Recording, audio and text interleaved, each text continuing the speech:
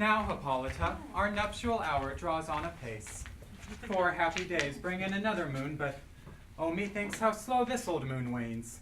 She lingers my desires like to a stepdame or a dowager, long withering out a young man's revenue. 4 days will quickly steep themselves tonight. 4 nights will quickly dream away the time. And then the moon, like a silver bow, new bent in heaven, shall behold the night of our solemnity. Go, Philostrate, stir up the Athenian youth to merriments. Awake the pert and nimble spirit of mirth. Turn melancholy forth to funerals. The pale companion is not for our pomp. Hippolyta, I wooed thee with my sword, and won thy love, doing thee injuries. But I will wed thee in another key, with pomp, with triumph, and with revelling. Happy be Theseus, our renowned Duke. Thanks, good Aegeus. What's the news with thee? Full of vexation come I, with complaint against my child, my daughter Hermia. Stand forth, Demetrius. My noble lord, this man hath my consent to marry her. Stand forth, Lysander. And, my gracious Duke, this man hath bewitched the bosom of my child. Thou, Lysander, thou hast given her rhymes and interchanged love tokens with my child. Thou hast by moonlight at her window sung, with feigning voice, verses of feigning love, and stolen the impression of her fantasy. With bracelets of thy hair, rings, gauds, conceits, knacks, trifles, nosegays, sweetmeats, messengers of strong prevailment and unhardened youth. With cunning hast thou filched my daughter's heart. Turned her obedience, which is due to me, to stubborn harshness, and, be it so she would not hear before your grace consent to marry with Demetrius, I beg the ancient privilege of Athens. As she is mine, I may dispose of her, which shall be either to this gentleman, or to her death, according to our law, and immediately provided in that case. What say you, Hermia? Be advised, fair maid, to you, your father should be as a god, one who composed your beauties, and one to whom you are but a form in wax by him imprinted, and within his power to leave the figure or disfigure it. Demetrius is a worthy gentleman. Well, so is Lysander. In himself he is, but in this kind wanting your father's voice, the other must be held the worthier. I would my father looked but with my eyes. Rather your eyes with his judgment look. I do entreat your grace to pardon me. I know not by what power I am made bold, nor how it may concern my modesty in such a presence here to plead my case, but I do beseech your grace that I may know the worst that may befall me in the case that I refuse to wed Demetrius. Either to die the death, or to abjure forever the society of men. Therefore, fair Hermia, question your desires. Know of your youth, examine well your blood, whether, if you yield not to your father's choice, you can endure the livery of a nun. For I to be in shady cloister mew, to love a barren sister all your life, chanting faint hymns at the cold fruitless moon. Thrice blessed they that master so their blood to undergo such maiden pilgrimage, but earthlier happy is a rose distilled than that which, withering upon the virgin thorn, grows, lives, and dies in single blessedness. So will I grow, so live, so die, my lord, ere I will yield my virgin patent up unto his lordship, to whom my soul consents not to give sovereignty. Take time to pause, and by the next new moon, the sealing day betwixt my love and me for everlasting bond of fellowship. Upon that day, either prepare to die for disobedience to your father's will, or else to wed Demetrius as he would, or on Diana's altar to protest for austerity and single life. Relent, sweet Hermia, and Lysander, yield thy crazy title to my certain right. You have her father's love, Demetrius. Let me have Hermia's. Do you marry him? Scornful Lysander! True, he hath my love, and what is mine, my love shall render him. And she is mine, and all my right of her I do estate unto Demetrius. I am, my lord, as well derived as he, as well possessed. My love is more than his. My fortunes every way is fairly ranked, if not with advantage, as Demetrius. And, which is more than all these boasts can be, I am beloved of beauteous Hermia. Why should not I then prosecute my right? Demetrius, I'll avouch it to his head, made love to Netter's daughter Helena, having won her heart, and she, sweet lady, devoutly dotes in idolatry after this spotted and inconstant man. I must confess that I have heard so much, and with Demetrius thought to have spoke thereof, but being overfull of self-affairs, my mind did lose it. But Demetrius, come, and come, Aegeus, I have some private schooling for you both. As for fair Hermia, look you arm yourself to fit your fancies to your father's will, or else the law of Athens yields you up, which we by no means may extenuate. To die the death, or to avow a single life. Come, Hippolyta, what cheer, my love? Demetrius and Aegeus, go along. I must employ you in some business against our nuptial, and confer with you of something that nearly concerns yourselves. With duty and desire, we follow you.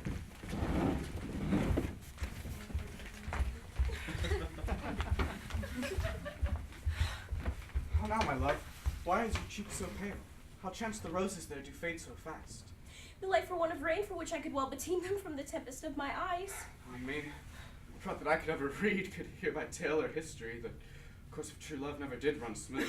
Either it was different in blood, Oh, cross too high to be enthralled too low. was misgraft in respective years, Oh, spite too old to be engaged too young. or else it stood upon the choice of friends. Oh, hell to choose love by another's eyes.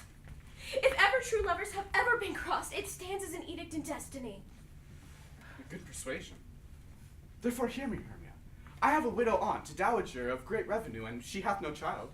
From Athens is her house remote by 7 leagues, and she respects me as her only son. There, my Hermia, I shall marry thee, and to that place the sharp Athenian law cannot pursue us. If thou lovest me, steal forth thy father's house tomorrow night, and in the wood a league without the town, where I did meet thee once with Helena to do observance to a morn of May, there I shall stay for thee. My good Lysander, I swear to thee by Cupid's strongest bow, by his best arrow with the golden head, by the simplicity of Venus's doves, by that which knitteth souls and prospers loves, by that which burned the Carthage queen when under false Trojan sail was seen, by all the vows that ever men have broken, number more than women ever spoke. In that same place that thou hast appointed me tomorrow, truly will I meet with thee. Keep promise, love. Look, here comes Helena. Godspeed, fair Helena, whither away? Call you me fair? That fair again unsay, Demetrius loves your fair. Oh, happy fair, your eyes are lodestars and your tongue sweet air, more tunable than lark to shepherd's ear. When wheat is green, when hawthorn buds appear, sickness is catching. Oh, were favor so yours would I catch, fair Hermia. Ere I go, my ear should catch your voice, my eye your eye, my tongue should catch your tongue's sweet melody. Were the world mine, Demetrius being baited, the rest I'd give to be to you translated. Oh, teach me how you look, and with what art you sway the motion of Demetrius' heart. I frown upon him, yet he loves me still. Oh, that your frowns would teach my smile such skill. I give him curses, yet he gives me love. Oh, that my prayers could such affection move. The more I hate him, the more he follows me. The more I love him, the more he hates This folly, Helena, is no fault of mine. me. None but your beauty. Would that fall from mine? Well, take comfort, he no more shall see my face. Lysander and myself will fly this place. Before the time I did Lysander see, seemed Athens as a paradise to me. Oh, then what graces in my love do dwell, that he hath turned a heaven unto a hell. Helen, to our minds we shall unfold. Tomorrow night, when Phoebe doth behold her silver visage in the watery glass, decking with liquid pearl the bladed grass, at time which lovers' flights do still conceal, through Athens' gates we have devised to steal. And in the woods where often you and I, upon faint primrose beds were wont to lie, emptying our bosoms of our counsel sweet, there my Lysander and myself shall meet, and thence from Athens turn away our eyes to seek new friends in stranger companies. Farewell, sweet playfellow, pray thou for us, and good luck grant thee thy Demetrius. And keep word, Lysander, we must starve ourselves from lovers' food till morrow deep midnight. I will, my Hermia. Helena, adieu. As you on him, Demetrius dote on you.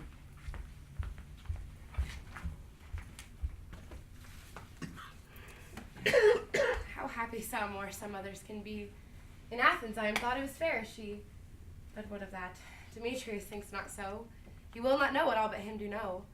And as he errs, doting on Hermia's eyes, so I, admiring of his qualities. For ere he looked on Hermia's eye, he hailed down oaths that he was only mine. But when this hail some heat from Hermia felt, so he dissolved, and showers both did melt.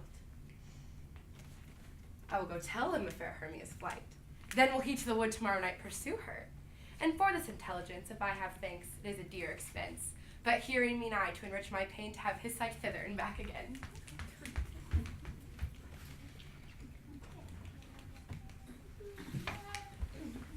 Is all our company here?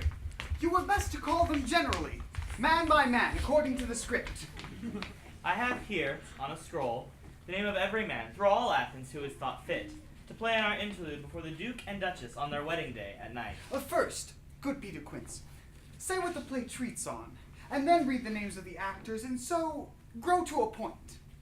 Mary, our play is the most lamentable comedy and cruel death of Pyramus at Thisbe. A very good piece of work, I assure you.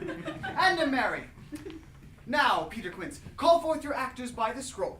Masters, spread yourselves. Answer as I call you. Nick Bottom, the weaver. Ready! Name would part I am for, and proceed.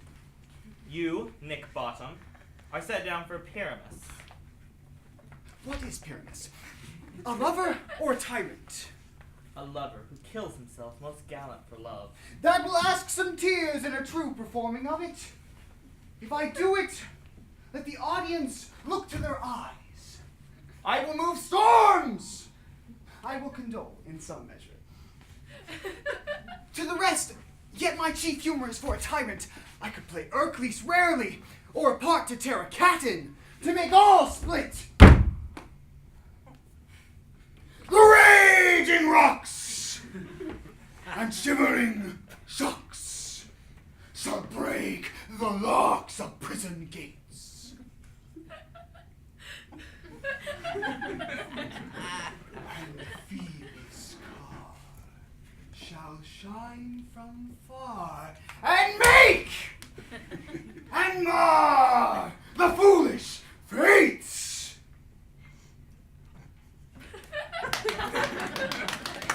This was lofty, but call forth the rest of the players.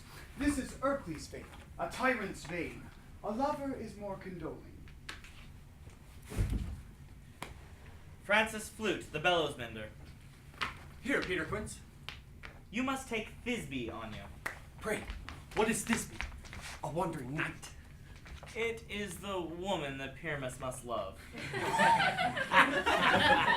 Nay, faith, let me not play a woman. I have a beard coming. It is all one. You will play it in a mask, and you may speak as small as you will. And I may hide my face! Let me play Thisbe too! I'll speak in a monstrous little voice. Disney! Disney! Ah, Pyramus! My lover dear! Thy Thisbe dear! My baby dear! No! No! You must play Pyramus. And Flute, you Thisbe. Well, proceed. Myself, Thisbe's father. Snug, the joiner. You, the lion's part. And I hope here is a play fitted. Have you the lion's part written? Pray you, if it be, give it me, for I am slow of study. You may do it ex tempore, for it is nothing but roaring. Let me play the lion too! I will roar that it will do any man's heart good to hear me. I will roar that I will make the Duke say, let him roar again. Let him roar again. And you would do it too terribly. You would fright the Duchess and the ladies that they would shriek, and that were enough to hang us. That would hang us all, every mother's That would son. hang us all. Every mother. Masters, I grant you, if you were to fright the ladies out of their wits, they would have no more discretion but to hang us.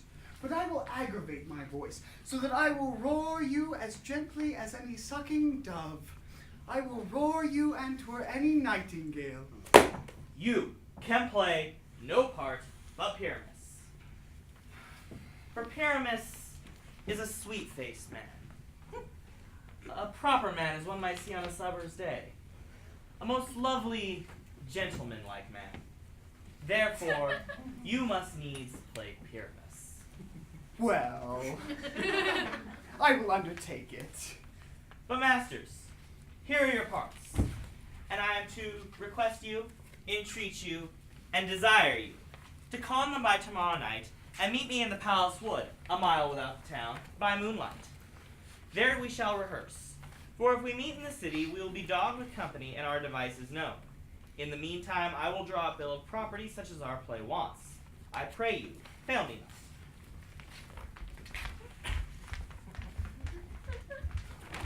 We will meet, and there we may rehearse, most obscenely and courageously. Take feigns, be perfect. Adieu. At the Duke's Oak we meet. Enough! Hold or cut bowstrings.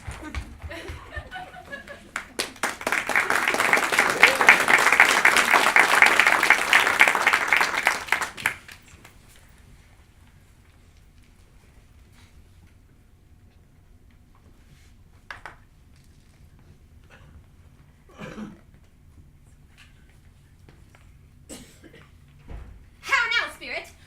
wander you? Over hill, over dale, through bush and through briar, over park, over pale, through flood and through fire. I do wander everywhere, swifter than the moon's sphere, and I serve the fairy queen, to do her orbs upon the green. The cowslips tall her pensioners be, in their bulk with spicy sea. Those be rubies, fairy favors, in those freckles live their savors. I must go seek some dewdrops here, hang a pearl in every cowslip's ear.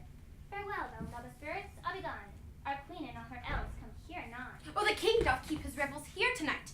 Take heed the queen come not within his sight, for Oberon is passing fell in wrath, because that she, as her attendant, hath a lovely boy stolen from an Indian king, and she never had so sweet a changeling. And jealous Oberon would have the child, knight of his train, to trace the forest wild.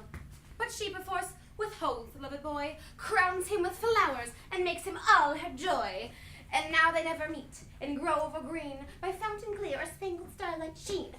They do square, however, so that their fairies for fear creep into acorn cups and hide them there.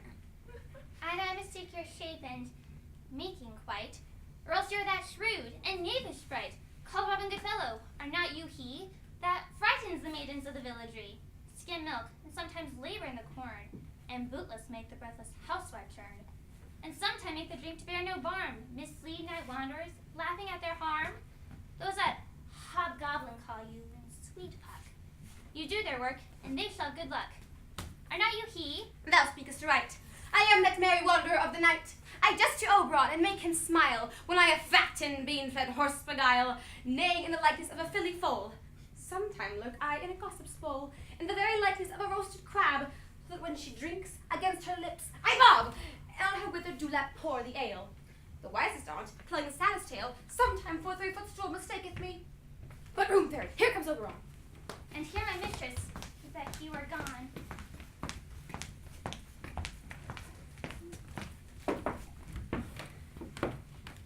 Ill met by moonlight, proud Titania. What? Jealous, Oberon? Fairies, skip hence. I forsworn his bed and company. Tarry, rash wanton, am not I thy lord? Oh, then I must be thy lady.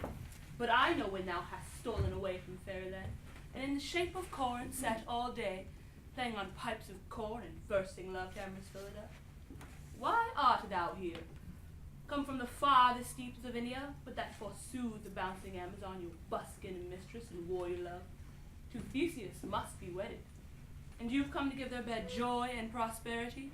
How canst thou thus, for shame, Titania, glance at my credit, knowing I know thy love to Theseus?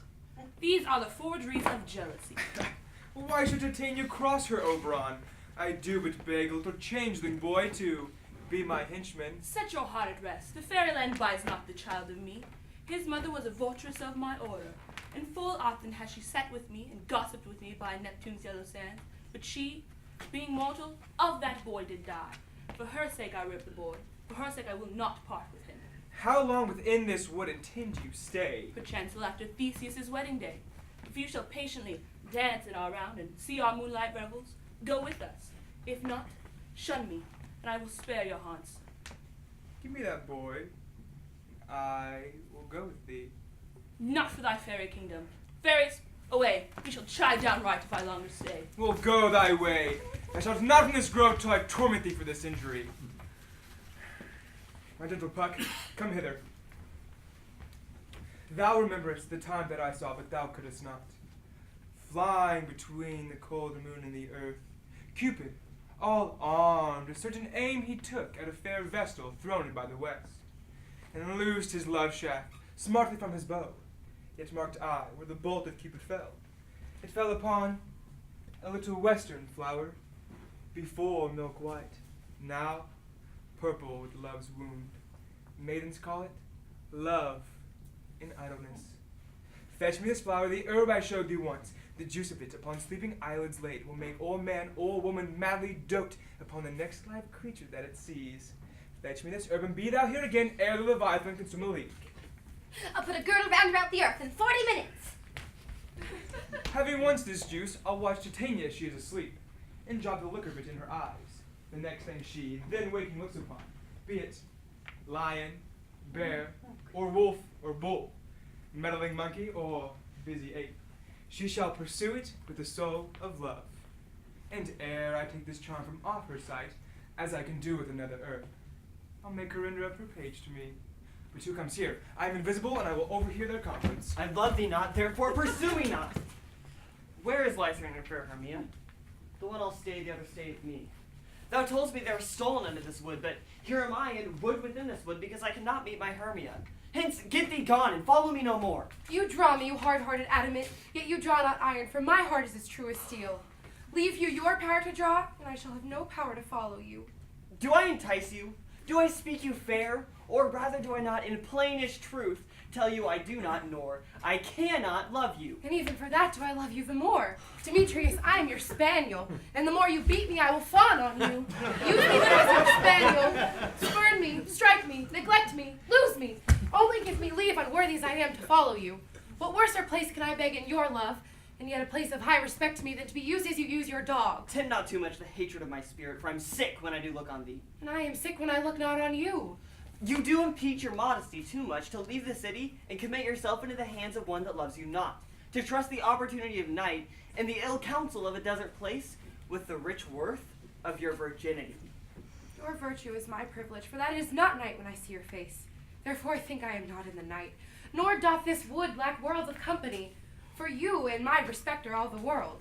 Well then how can it be said I am alone when all the world is here to look on me? Oh, run from thee and hide me in the brakes, and leave thee to mercy of wild beasts. The wildest hath not such a heart as you. Run when you will, and the story shall be changed. Apollo flies, and Daphne holds the chase. The dove pursues the griffin. The tiger, mild hind speed, bootless speed when Cowardice pursues and valor flies. I will not stay thy questions, let me go! Or if thou follow, do not believe that I should do thee mischief in the wood. Aye, in the temple, in the town, in the field, you do me mischief. Find Demetrius, your wrongs do set a scandal on my sex. We cannot fight full of as men may do. We should be wooed and we're not made to woo. I'll follow thee and make a heaven of a hell to die upon the hand I love so well. Fare thee well, nymph. Ere he do leave this grove, thou shalt fly him, and he shall seek thy love. Hast the flower there? Welcome, wanderer. Aye, there it is. I pray thee, give it me.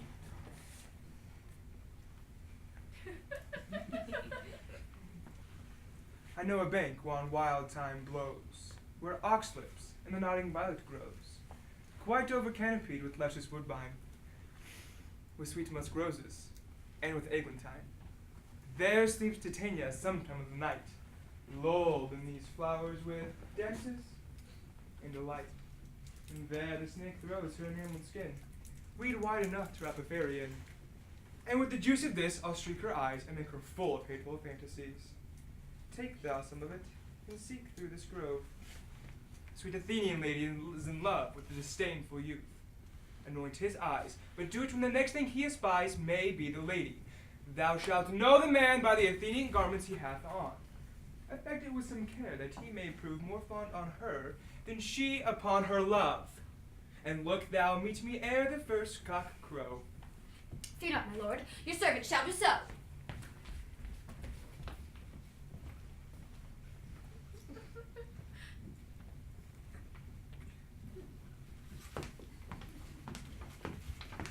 Come now, around the let a fairy song, and for the first part of a minute, hint some to cankers in the muskrow spuds, some at war with the rare mice for their lavin wings, some keep back the clamorous hour, the nightly hoots and wonders out of quaint spirits. Sing me now to sleep, then to your offices, let me rest.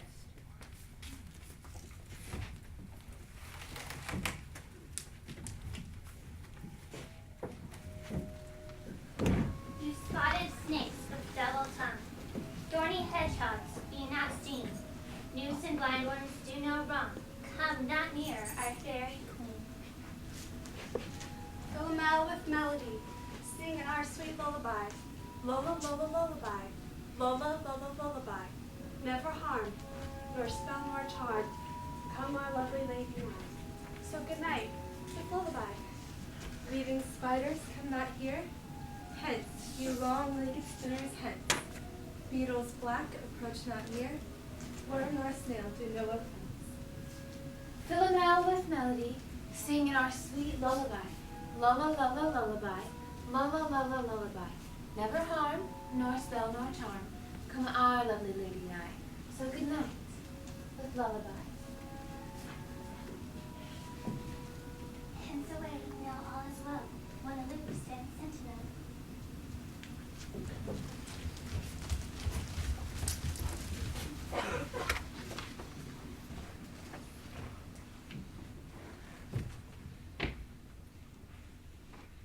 What thou seest when thou dost wake, do it for thy true love take. Love and languish for his sake, be it ounce or cat or bear, pod or bull with bristled hair. In thy eye that shall appear when thou wakest, it is thy dear. Wake when some vile thing is near.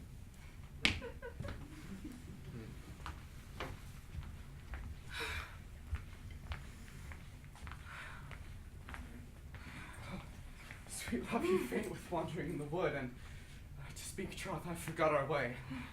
Well, rest us here, Hermia, if you think it good, and tarry for the comfort of the day. Be it so, Lysander. Find you out of bed, for I upon this bank will rest my head. One turf shall serve as pillow for us both. One heart, one bed, two bosoms, and one trough. Naked Lysander, for my sake, my dear, lie further off yet. Do not lie so near. Take sense, sweet, of my innocence. Love takes the meaning in love's conference. I mean to say that my heart unto yours is knit, and so one heart we can make of it. Well, Lysander riddles very prettily. Now much beshrew my manners and my pride if Hermia meant to say that Lysander lied. But, gentle friend, for love and courtesy, lie further off in human modesty.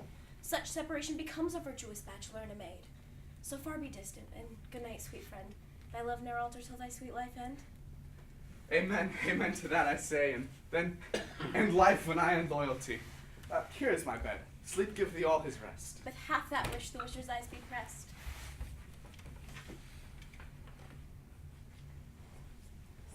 Through the forests have I gone, yet Athenian found I none, on whose eyes I might approve this flower's force of stirring love. Night and silence.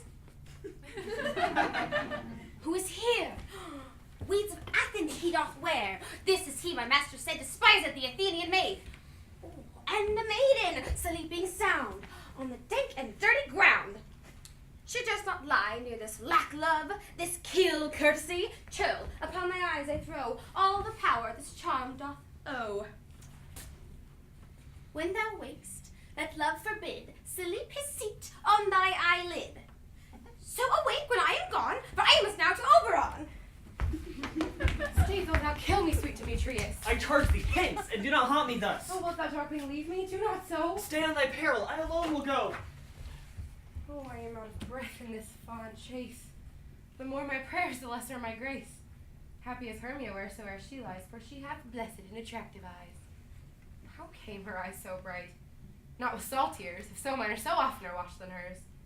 No, I am as ugly as a bear, for beasts make me run with fear. But who is here? Lysander on the ground, dead or asleep. I see no blood, no wound. Lysander, if you live, good sir, awake. And run through fire for thy sweet sake. Oh, transparent, how the nature shows art that through thy bosom lets me see thy heart. Oh, but where is Demetrius? Oh, fit a word, is that vile name to perish on my sword? Do not say so, Lysander, say not so. What though he love your Hermia? Lord, what though yet Hermia still loves you, then be content. Content with Hermia? Nay, nay, I do repent all the tedious minutes with her I have spent. Not Hermia, but Helena do I love, who would not change a raven for a dove. The will of man is by his reason swayed, and reason says that you are the worthy of me. Things growing are not ripe until their season, and so I, being young, till now not ripe to reason. And reaching now the point of human skill, reason becomes the marshal of my will, and leads me to your eyes. Oh, where I did o'erlook love's stories written in love's richest book. Wherefore was I to this keen mockery born? When at your hands did I deserve this scorn? Is it not enough? Is it not enough, young man, that I did never, nor never can deserve a sweet look from Demetrius' eye? But you must flout my insufficiency? Good troth you do me wrong, good sooth you do in such disdainful manner me to woo. But fare you well, perforce I must confess, I thought you a lord of more true gentleness. Oh, that a lady of one man refused, should another therefore be abused.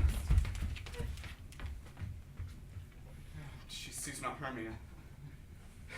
Hermia, sleep thou there, and never come Lysander near. For as a surfeit of the sweetest things, deepest loathing to the stomach brings, or as the heresies that men do leave are most hated of those they did deceive. So thou, my surfeit and my heresy, Of all be hated, but most of me, and all my powers address thy love and might, to honor Helen and to be her knight. Help me. Lysander, help me. Do thy best to pluck this crawling serpent from my breast. Oh, I me for pity. What a dream was here. Lysander, look how I quake with fear. Methought a serpent ate my heart away, and you sat smiling in his cruel prey. Lysander? Lysander, Lord? What, gone, out of hearing? No sound, no word. Alack, where are you? Speak, and if you hear, speak of all loves. Swoon almost with fear. No? Then I perceive you are not nigh either death or you will find immediately.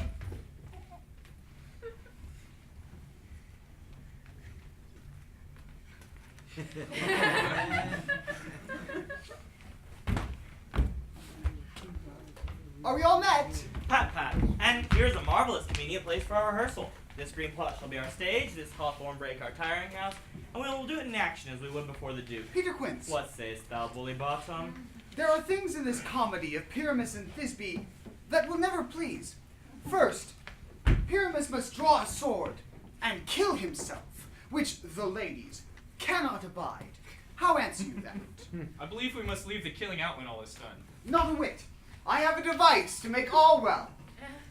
Write me a prologue, and let it seem to say we will do no harm with our swords, and that Pyramus is not killed indeed. And, for the more better assurance, tell them that I, Pyramus, am not Pyramus, but Bottom, the weaver. This will put them out of fear. Well, we shall have such a prologue, and it will be written in 8 and 6. Make it 2 more. Let it be written in 8 and 8. Will not the ladies be afeard of the lion? I fear it, I promise you. Masters, you ought to consider with yourselves to bring in, God shield us, a lion among ladies is a most dreadful thing, for there is no more fearful wildfowl than your lion living, and we ought to look to it. Therefore, let another prologue tell, I am not a lion. Nay, you must name his name, and half his face must be seen through the lion's neck, and he himself must speak through, saying thus, or to the same effect, ladies, or fair ladies, I would wish you, or I would request you, or I would entreat you not to fear, not to tremble, my life for yours. If you think I come hither as a lion, it were pity of my life. No, I am no such thing. I am a man, as other men are. And there indeed let him name his name and tell them plainly that he is Snug, the joiner. Well, it shall be so. But there is 2 hard things. The first is to bring moonlight into the chamber. For, as you know, Pyramus and Thisbe met by moonlight. Doth the moon shine that night we play our play? A calendar. A calendar. Look in the almanac. Find out moonshine. Find out moonshine. It doth shine that night. Why, then you may leave a casement of the great chamber window where we play that night open, and the moon may shine in through the casement. Aye, or else one must come in with a bush of thorn and a lanthorn, and say he comes to disfigure, or rather present, moonshine. The next is to bring a wall into the great chamber, for, as the story goes, Pyramus and Thisbe did speak through a chink in the wall. You can never bring in a wall. What say you, Bottom? Some man or other must present wall. And let him have some plaster or loam or some rough cast about him to signify wall. And let him hold his fingers thus. And through that chink may Pyramus and Thisbe whisper. If that may be, then all is well. But come, sit, every mother's son, and rehearse your part. Pyramus, speak first, and when you have finished, enter into that break, and so everyone according to his cue.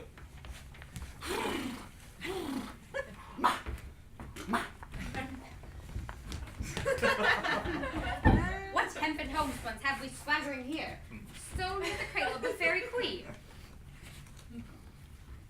What? A play toward? I'll be an auditor.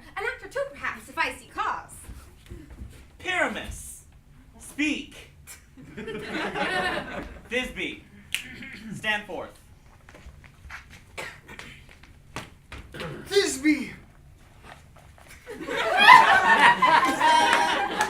The flowers of Odin savor sweet. Odors. Odors!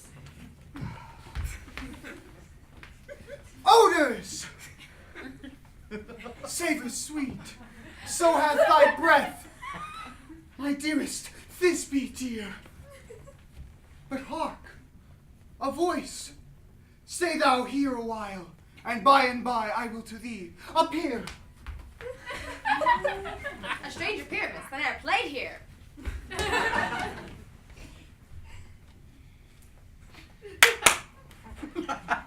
Must I speak now? Aye, marry, must you? You must understand, he goes only but to see a noise he heard and is to come again.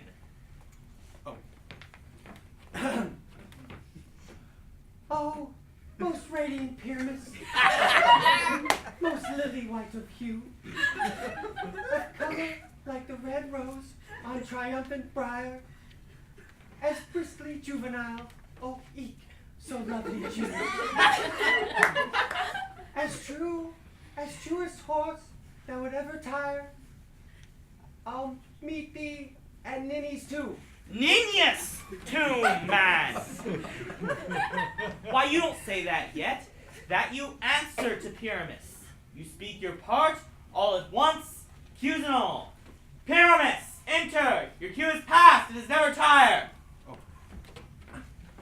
As true as horse thou would ever tire. If I were fair, I were only thine. Oh, monstrous!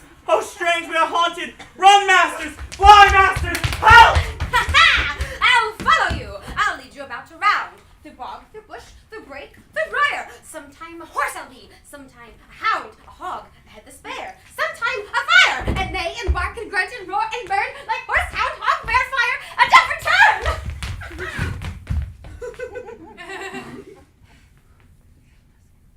Why do they run away? This is a knavery of them to make me afeard. Oh, Bottom, thou hast changed. What do I see on thee? What do you see? You see an asset of your own, do you?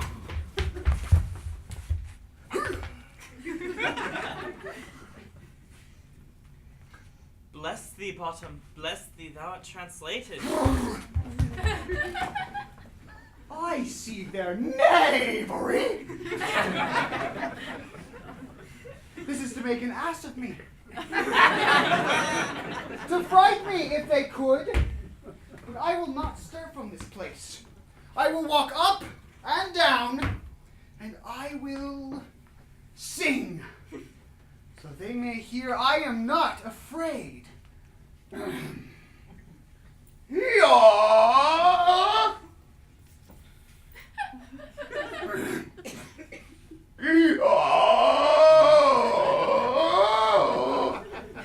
Angel wakes me from my flowery bed.